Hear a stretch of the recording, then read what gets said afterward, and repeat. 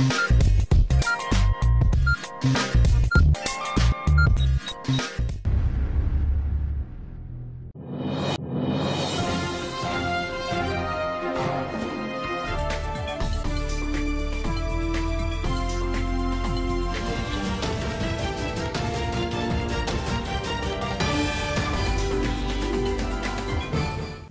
एडियनच्या सर्व प्रेक्षकांचं मी अक्षय एडियन बातमीपत्रात मनपूर्वक स्वागत करतो। आज दिवसभरात घडलेल्या संपूर्ण घटनांचा आढावा आपल्याला घ्यायचाच आहे, परंतु त्या अगोदर नजर टाकूया आज दिवसभरात घडलेल्या काही महत्त्वाच्या आणि ठळक घडामोडींवरती। रयतेचे राजे छत्रपती शिवाजी महाराज यांचा राज्याभिषेक सोहळा शिवसेनेचे ज्येष्ठ नेते चंद्रकांत खैरे यांच्या उपस्थितीत उत्साहात संपन्न। तर रावसाहेब दानवे यांना 2019 अगोदर अप्रत्यक्ष आणि 2019 नंतर प्रत्यक्ष मदत केली। यावेळेस मदत केली की गेम केला यावर बोलणं मात्र सत्तार यांनी टाळलंय। आता बघूया सविस्तर बातम्या। शिवसेना उद्धव बाळासाहेब ठाकरे गटाच्या वतीने आज रयतेचे राजे छत्रपती शिवाजी महाराज यांचा 350वा राज्याभिषेक सोहळा शहरातील क्रांती चौक या ठिकाणी शिवसेनेचे ज्येष्ठ नेते चंद्रकांत खैरे यांच्या उपस्थितीत संपन्न करण्यात आलाय।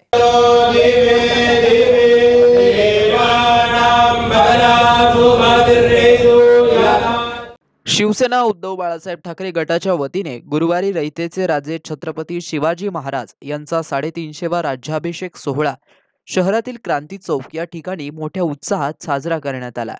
यावेळी शिवसेनेचे ज्येष्ठ नेते चंद्रकांत खैरे यांच्या उपस्थितीत हा कार्यक्रम संपन्न झाला। या सोहळ्यासाठी महाराष्ट्राची संस्कृती असलेल्या वेगवेगळ्या जोडप्यांनी छत्रपती शिवाजी महाराज यांचा राज्याभिषेक सोहळा साजरा केला। या सोहळ्यासाठी शिवसैनिक तसेच शिवभक्तांनी क्रांती चौक या ठिकाणी मोठी गर्दी केली होती। या सोहळ्यासाठी महाराष्ट्राची संस्कृती असलेल्या वेगवेगळ्या जोडप्यांनी छत्रपती शिवाजी महाराज यांचा राज्याभिषेक केला। तर विविध प्रकारच्या वेशभूषेत शिवरायांच्या वेळेच्या क्षणावर अवलंबून असे जीवनात देखावे साजरे करण्यात आले। यासाठी उंट, घोडे आदींचा वापर करण्यात आला होता। या सोहळ्यासाठी शिवसैनिक तसेच शिवभक्तांनी क्रांती चौक या ठिकाणी शहर आणि परिसरातून मोठी गर्दी केली होती। राज्याभिषेक सोहळ्याचा आढावा घेताना आमचे प्रतिनिधी देव राजळे।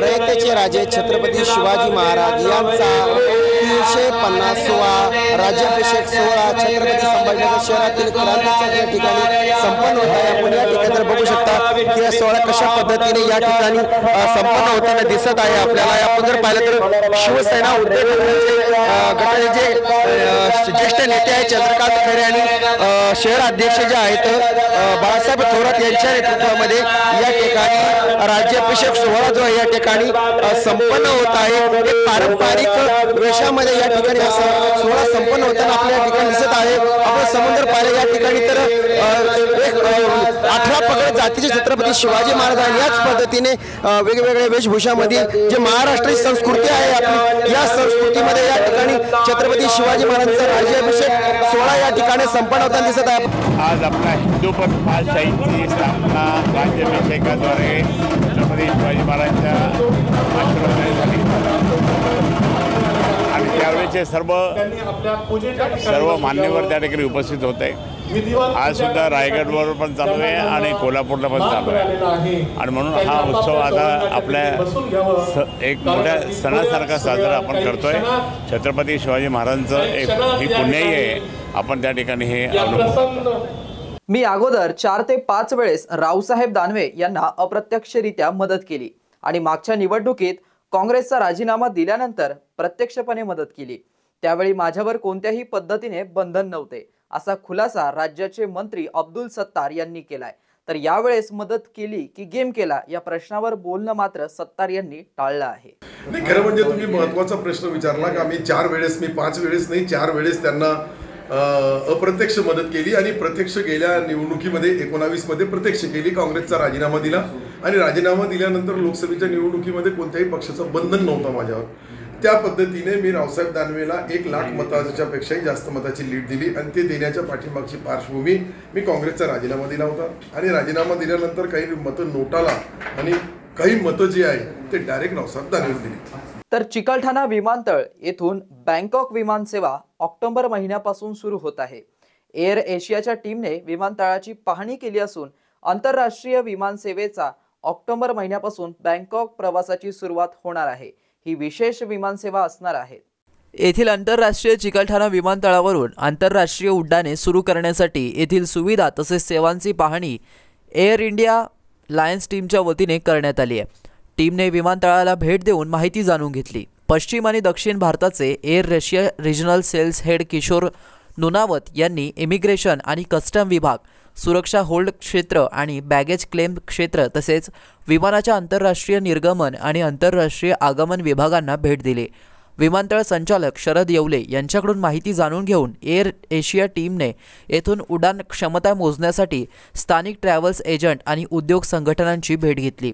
येथून आंतरराष्ट्रीय विमानसेवा सुरू करण्यासाठी सुरुवातीला थायलंडची राजधानी बँकॉक आणि मलेशियाची राजधानी कालांकलपूरशी जोडणी जाणे आवश्यक असल्याचा निष्कर्ष या टीमने काढलाय.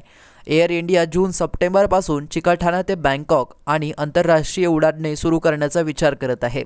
सर्व नियामक मान्यता मिळाल्यावर ही एअरलाईन आंतरराष्ट्रीय उड्डाण त्यांच्या आरक्षण प्रणालीवरती अपलोड करू शकते, असं सूत्रांकडून समजलं आहे. जागतिक पर्यावरण दिनानिमित्त जिल्हा परिषदेचे मुख्य कार्यकारी अधिकारी तथा प्रशासक विकास मीना यांनी पडेगाव परिसरातील बागेत वृक्षारोपण करून पर्यावरण दिन साजरा केलाय. जागतिक पर्यावरण दिनानिमित्त मुख्य कार्यकारी अधिकारी विकास मीना यांच्या हस्ते वृक्षारोपण करण्यात आले. सहयोग संस्थेमार्फत पडेगाव येथील बागेत जागतिक पर्यावरण दिनानिमित्त वृक्षारोपणाचा कार्यक्रम आयोजित केला होता. मुख्य कार्यकारी अधिकाऱ्यांनी जनसहयोग संस्था जैवविविधता उद्यानात दुर्मिळ आणि औषधी चमखिरणीचे झाड लावलं. जनसहयोग संस्थेने संपूर्ण वन संकल्पनेअंतर्गत लागवड आणि संवर्धन केलेल्या 25 एकर परिसरात जवळपास 20,000 झाडे, 400 प्रकारच्या देशी दुर्मिळ धोक्यात असलेल्या प्रजाती आणि 20 प्रकारच्या अभिनव वाटिकेला भेट देऊन निरीक्षण केलं आणि जनसहयोग संस्था करत असलेल्या कामाचं कौतुक केलं. तसेच जिल्हा परिषद आणि जनसहयोग संस्था येत्या काळात सोबत काम करण्याबद्दल विकास मीना यांनी सकारात्मक चर्चा केली. देशात आणि जगात होत असलेल्या पर्यावरणाचा ऱ्हास थांबवण्याकरिता जागतिक पर्यावरण दिन 5 जून रोजी साजरा करण्यात येतो. दरवर्षी शासनामार्फत वृक्षारोपण केलं जातं, परंतु त्याचे संगोपन मात्र व्यवस्थितरित्या होत नाही. त्यामुळे केवळ वृक्षारोपण करून न थांबता त्या वृक्षांचं स्वतःच्या मुलाप्रमाणे त्यांना जीव लावून मोठं करावं, जेणेकरून ती झाडे मोठे झाल्यामुळे पर्यावरणाचा जो समतोल बिघडला आहे तो सुरळीत होईल आणि आपण प्रत्येकाने किमान 5 झाडे लावून जगवली तर समाजात एक चांगला संदेश जाईल, असे मुख्य कार्यकारी अधिकारी विकास मीना यांनी यावेळी सांगितलं. या प्रसंगी ज्येष्ठ पत्रकार मधुकर अण्णा वैद्य, प्रशांत गिरे, संदीप जगधने, कैलाश खांद्रे आणि इतर सदस्य उपस्थित होते. शहरवासियांना एक सुवर्ण संधी. तुम्हीही एखादा व्यवसाय करताय का? मग एडियनवर जाहिरात करा आणि मिळवा व्यवसायात मोठा फायदा. तर वाट कसली पाहताय? आत्ताच खाली दिलेल्या नंबरवर संपर्क साधा. इथे वेळ झाली आहे एका छोट्याशा ब्रेकची. कुठे जाऊ नका, पाहत रहा एडियन न्यूज.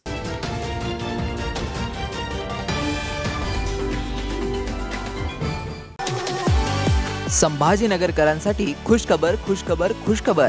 आता केशर, हापूस, लंगडा, गुलाबखस, इमरती, सफेद मालोदा, काला मालोदा, शक्करगोटी, अल्फान, खुदूस, मलगोबा, चीनी मलगोबा, राजापुरी, सिंधू, मुर्शेदाबादी, बदाम, खोबरा, तमचा, बत्ताशा, पायरी, हुर, दूध पेडा, दिलपसंद, निरंजन, तोतापरी, गावरान केशर, माया, केंड, टॉमी, लिली, ऑमलेट, अगरबत्ती, गावरान, दशहरी. मंडळी, ही सगळे आंब्यांची नावं आहेत आणि हे सगळे आंबे आपल्याला खायला मिळणार आहेत, तेही आपल्याच शहरात म्हणजेच छत्रपती संभाजीनगरमध्ये. कृषी विद्यापीठ फळ संशोधन केंद्र, हिमायतबाग, छत्रपती संभाजीनगर येथे हे विविध प्रजातीचे आंबे आपल्याला खायला मिळणार आहे. तर वाट कसली पाहताय? आताच भेट द्या आणि या निरनिराळ्या आंब्यांची नैसर्गिक पद्धतीने, ऑर्गॅनिक पद्धतीने पिकवलेल्या आंब्याचा मनमुराद आनंद लुटा. तर आजच संपर्क करा. सचिन कुंढारे 9975 51 11 42, दिलीप जाधव 94 21 66 70 02, गणेश उंद्रे 88 30 67 46 58. आता नैसर्गिक पद्धतीने पिकवलेला आंबा थेट हिमायतबाद ते ग्राहक. मस्त मास्क पहना रहे तुम्हें. Thank you sir. वो जान बचाने के लिए पहनना पड़ता है ना सर. रेडीमेड है या टेलर मेड है? ऑनलाइन ऑर्डर किया है सर. एक और है क्या? है ना सर. देना. बहुत मस्त लगे आपको. ये ना सर. ए ना भाई, जान बचाने के लिए बाइक चलाते वक्त सिर्फ खोपड़े पे मास्क पहनेगा तो खोपड़े को कौन बचाएगा? समझ गया सर। हेलमेट ऑनलाइन ऑर्डर कर, वरना हमेशा के लिए ऑफलाइन हो सकता है। Okay sir. ये ले, चल हम ये भी ऑनलाइन भर दे। हेलमेट पहने, ट्रैफिक नियमों का पालन करे, जिंदगी के सफर को सुरक्षित रखे।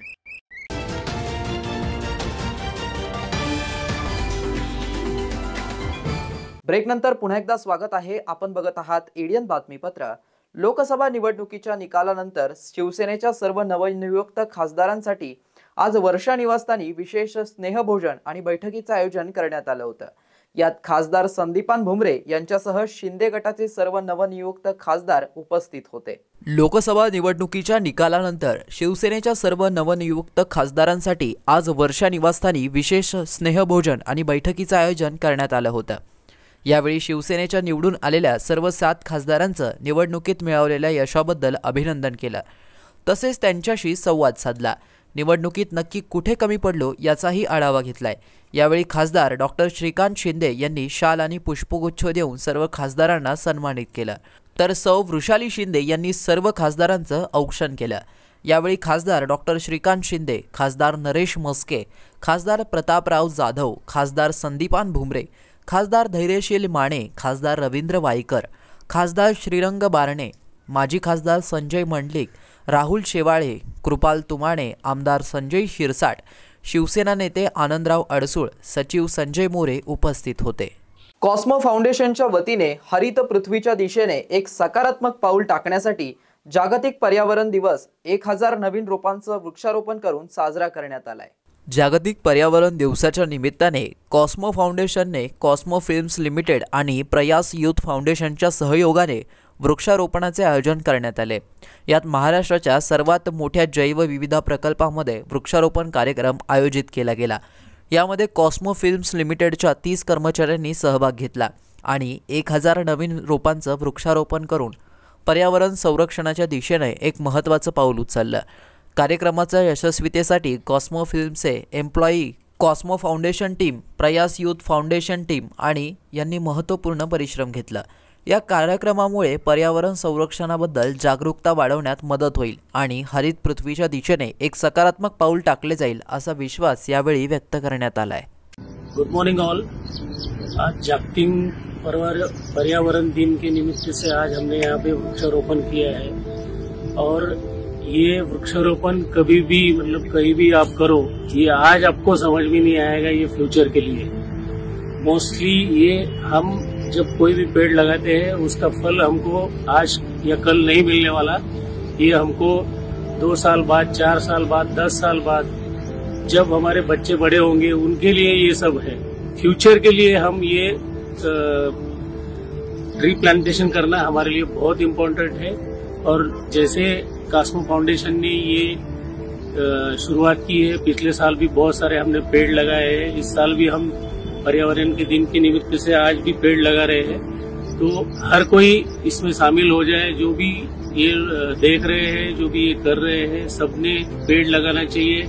अगर पेड़ लगाएंगे तो घर में एसी लगाने की जरूरत नहीं पड़ेगी। Thank you. नमस्कार, मी रजत बाटे कॉस्मो फाउंडेशन मध्ये CSR कोऑर्डिनेटर म्हणून कार्यरत आहे। आज सर्वप्रथम जागतिक पर्यावरण दिवसानिमित्त सर्वांना शुभेच्छा। आज आपण महाराष्ट्रातील सर्वात मोठा बायोडायव्हर्सिटी हब म्हणजे जैवविविधता प्रकल्प औरंगाबाद येथे आपण कॉस्मो फाउंडेशन आणि प्रयास यूथ फाउंडेशन यांच्याद्वारे हा प्रकल्प राबवत आहोत। जागतिक पर्यावरणाच्या दिनानिमित्त आपण कॉस्मो फर्स्ट लिमिटेड या कंपनीद्वारे आपल्या एम्प्लॉईद्वारे इथे आज वृक्षारोपण केलेला आहे। तसेच ह्यामध्ये सर्व लोकांनी खूप सक्रिय सहभाग घेतलेला आहे। सर्वांना मी विनंती करतो की एक आपली सामाजिक जबाबदारी म्हणून आपण सर्वांनी वृक्षारोपण केलं पाहिजे आणि जसा वेळ मिळेल तसा या चळवळीमध्ये सहभागी होणं सर्वांचं गरजेचं आहे, एवढं सांगू इच्छितो।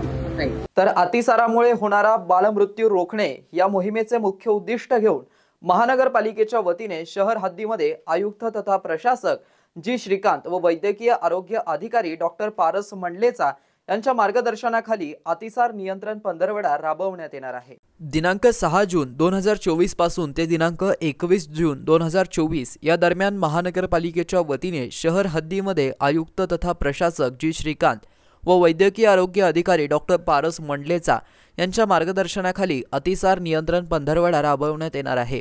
अतिसारामुळे होणारा बालमृत्यू रोखणे हे या मोहिमेचे मुख्य उद्दिष्ट आहे। गुरुवारी सहाय्यक आरोग्य अधिकारी डॉक्टर अर्चना राणे यांच्या हस्ते यनाट येथील मनपा रुग्णालय येथे मोहिमेचं उद्घाटन करण्यात आलं। यावेळी doctor Megha Jogdand, doctor Manoj Bajaj, doctor कल्पना राठोड व यनाट रुग्णालयाचे सर्व कर्मचारी उपस्थित होते। या मोहिमेमध्ये आशाताई प्रत्येक घरोघरी भेट देऊन स्वच्छतेबाबत व अतिसाराबाबत समुपदेशन करणार आहे। या मोहिमेदरम्यान आशाताईंना अतिसाराचे रुग्ण आढळल्यास 2 ORSचे पॅकेट व झिंकच्या गोळ्या रुग्णांसाठी वाटप करणार आहे। या मोहिमेत सर्व शासकीय संस्थेमध्ये ORT कॉर्नर स्थापन करून अतिसारासंदर्भात जनजागृती व ORS बनवण्यासंदर्भात प्रात्यक्षिक करण्यात येणार आहे। या मोहिमे यशस्वी करण्याकरिता जनतेने सहकार्य करावे असे आवाहन सहाय्यक आरोग्य अधिकारी डॉक्टर अर्चना राणे यांनी माध्यमांशी बोलताना केले आहे। छत्रपती शिवाजी महाराज यांच्या रायगडावर झालेल्या राज्याभिषेक सोहळ्याला आज 350 वर्ष पूर्ण झाले। त्यानिमित्ताने वेरूळ येथील मालोजी राजे भोसले गडीवर शिवराज्याभिषेक दिन मोठ्या उत्साहात साजरा करण्यात आला। यावेळी 125 पती-पत्नी जोडप्यांच्या हस्ते महाराजांना ब्रह्मवृद्धांचा मंत्रघोषात सामूहिक महाशिव अभिषेक करण्यात आला। या सोहळ्यासाठी मोठ्या संख्येने शिवभक्त उपस्थित होते। बघूया याविषयीचा सविस्तर वृत्तांत। वेरूळ येथील पवित्र भूमीमध्ये स्वराज्य संकल्पक शहाजीराजे महाराज आणि स्वराज्य प्रेरिका मासाहेब जिजाऊ यांच्या पदस्पर्शाने पावन झालेल्या श्री क्षेत्र वेरूळ भूमीमध्ये शहाजीराजे स्मारक मालोजी राजे भोसले गडी येथे 350वा शिवराज्याभिषेक दिन सोहळ्याचं आयोजन करण्यात आलं होतं। स्वराज्य संकल्पक शहाजीराजे भोसले प्रतिष्ठानचे अध्यक्ष राजेंद्र पवार व वेरूळ ग्रामस्थांच्या वतीने आयोजन करण्यात आलं होतं। दरम्यान ब्रह्मवृंदाच्या मंत्रघोषात मान्यवरांच्या शुभहस्ते सामूहिक शिव अभिषेकाने संपन्न झाला। यावेळी आयोजन समिती सदस्य राजू चव्हाण, मनोहर गावडेसर, कडुबा सोष्टे, भिकन आल्हाड, अरुण आधाने, गणपत म्हस्के यांच्यासह विविध क्षेत्रातील मान्यवर मोठ्या संख्येने उपस्थित होते। या ऐतिहासिक अभिषेक सोहळ्यादरम्यान कोल्हापूरवरून खास मागवण्यात आलेली छत्रपती शिवरायांच्या 125 मूर्तींना मान्यवरांच्या हस्ते अभिषेक करण्यात आला। यानंतर या मूर्ती सोहळ्यासाठी उपस्थित मान्यवरांना विशेष भेट म्हणून देण्यात आल्या। अभिषेकासाठी सप्त नद्यांचे जल वापरण्यात आले। यामध्ये गंगा, यमुना, सरस्वती, कावेरी, कृष्णा, गोदावरी, नर्मदा इत्यादी नद्यांचा समावेश आहे। तसेच समुद्रजल, पंचामृत, फलफुलं, अक्षदा, ब्रह्मवृंदांच्या मंत्रघोषात सामूहिक महाशिव अभिषेक संपन्न झाला। एडियनसाठी तालुका प्रतिनिधी हुसेन पटेल, खुलताबाद। शेवटी पुन्हा एकदा नजर टाकूया आज दिवसभरात घडलेल्या काही महत्त्वाच्या आणि ठळक घडामोडींवरती। रयतेचे राजे छत्रपती शिवाजी महाराज यांचा राज्याभिषेक सोहळा शिवसेनेचे ज्येष्ठ नेते चंद्रकांत खैरे यांच्या उपस्थितीत उत्साहात संपन्न। तर रावसाहेब दानवे यांना 2019 अगोदर अप्रत्यक्ष आणि 2019 नंतर प्रत्यक्ष मदत केली। यावेळेस मदत केली की गेम केला यावर बोलणं मात्र सत्तार यांनी टाळलंय। आणि याबरोबरच हे बातमीपत्र इथेच संपलं। पुन्हा भेटूया पुढील बातमीपत्रात। तोपर्यंत पाहत रहा आपल्या हक्काचं बातमीपत्र एडियन न्यूज।